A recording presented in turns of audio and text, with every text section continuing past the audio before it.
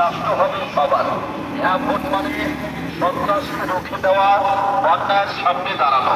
হ্যাঁ ভোট মানে নিজের অধিকার বুঝে নেওয়া, চাঁদাবাজকে না বলা। আর মনে রাখবেন, দেশের কোনো গুরুত্বপূর্ণ সিদ্ধান্ত আর গোপনে হবে না, সব হবে সংসদের মাধ্যমে, জনগণের চোখের সামনে। এই গণভোটে একটি মানে একটি নিয়ন্ত্রণ, একটি ভারসাম্যের রাষ্ট্র, একটি নতুন বাংলাদেশ।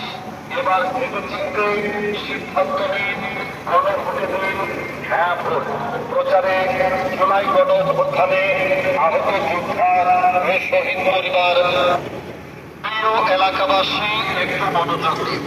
আসন্ন জাতীয় সংসদ নির্বাচনের পাশাপাশি এই দেশের ভবিষ্যৎ সংস্কারের জন্য একটি গুরুত্বপূর্ণ গণভোটের আয়োজন করা হয়েছে।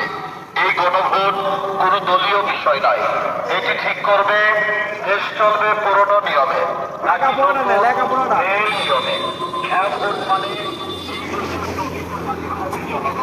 কোনো ব্যক্তি বা গোষ্ঠী নয়। হ্যাঁ ভোট মানে 10 বছরের বেশি কোনো প্রধানমন্ত্রী থাকতে পারবে না, কোনো দলীয় প্রধান প্রধানমন্ত্রী হতে পারবে না। হ্যাঁ ভোট মানে ক্ষমতার ভারসাম্য থাকে, একজনের হাতে সব ক্ষমতা থাকবে না। হ্যাঁ ভোট মানে নিরপেক্ষ বৈশিষ্ট্য সংসদ, যাতে আইন পাস হবে আরো যাচাই বাছাইয়ের মাধ্যমে।